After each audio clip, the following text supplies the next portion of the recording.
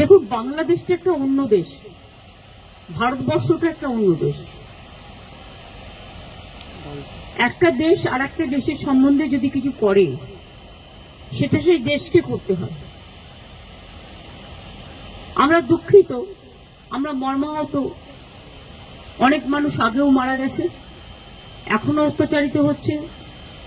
আগেও আন্দোলনেও অনেক ছাত্রছাত্রীরা মারা গেছে এবং আজও তার রেস চলছে।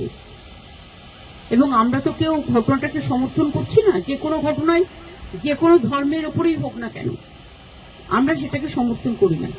কিন্তু এক্ষেত্রে আমাদের ভূমিকা খুব লিমিটেড।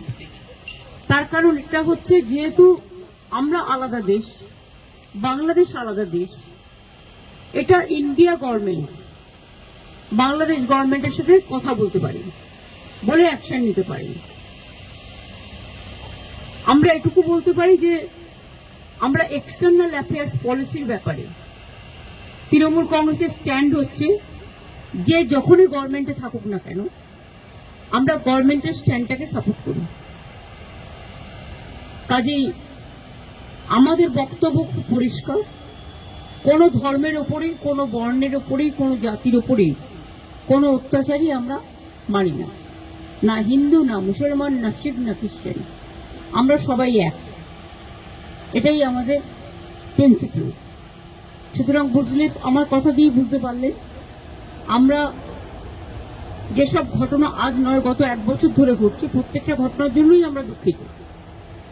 কিন্তু দুঃখিত হলেও আমরা যেহেতু একটা অন্য দেশের নাগরিক এবং আমাদের স্টেট গভর্নমেন্ট আছে, কিন্তু সেন্ট্রাল গভর্নমেন্টও আছে, সুতরাং এটা জিওআই মানে government of India can take up the matter with the Bangladesh government. এটা বোথ দ্য কান্ট্রিজ কথা বলতে পারে, সেটেল করতে পারে। এক্ষেত্রে আমাদের তো কোনোভাবে ইনভলভ করা হয় না এবং আমরা জানিও না। তিস্তা ব্যাপারে চুক্তি হয়ে গেছিল, আপনারা জানেন, যে আমাদের জানানো হয়।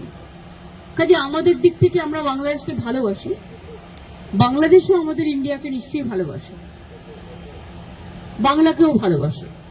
আমাদের ভাষা, সাহিত্য, পোশাক পরিচ্ছদ সবই এক। রাজনৈতিকভাবে যাই মতভেদ থাকুক না কেন, আমরা এটা নিশ্চয়ই চাই না যে কোনো ধর্মে ধর্মে বিভেদ হোক এবং তার কোনো রেশ কারো উপর পড়ুক, এটা আমরা কখনোই চাই না।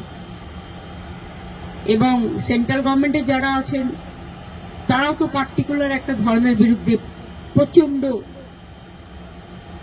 একটা ভিন্ডিকটিভ অ্যাটিটিউড নেন। আমরা মনে করি কোনোটাই ঠিক নয়। মন্দিরও থাকবে, মসজিদও থাকবে, গুরুদ্বারাও থাকবে, গির্জাও থাকবে। ধর্ম যার যার আপনার, উৎসব সবার। আমরা শান্তির পক্ষে, আমরা উন্নয়নের পক্ষ। ধর্মীয় মতামত প্রত্যেকে যেন পালন করতে পারে তার স্বাধীনতা অনুযায়ী, আমরা এটার পক্ষে। পার্লামেন্টে যা স্ট্যান্ড নেয় সেটা আমাদের ইন্ডিভিজুয়াল কারো ব্যাটার নয়। এই ম্যাটারটা নিয়ে স্ট্যান্ড নেবে তৃণমূল কংগ্রেস পার্লামেন্টারি পার্টির চেয়ারম্যান আমি, লোকসভা এবং রাজ্যসভায়। কিন্তু লোকসভায় আমাদের লিডার আছে সুদীপ বন্দ্যোপাধ্যায়, চিফ হুইপ আছে কল্যাণ বন্দ্যোপাধ্যায়, এবং রাজ্যসভায় আমাদের লিডার আছে ডেরেক ওব্রায়েন, ডেপুটি লিডার আছে সাগরিকা, এবং চিফ হুইপ আছে সম্ভবত নাদিম। সুতরাং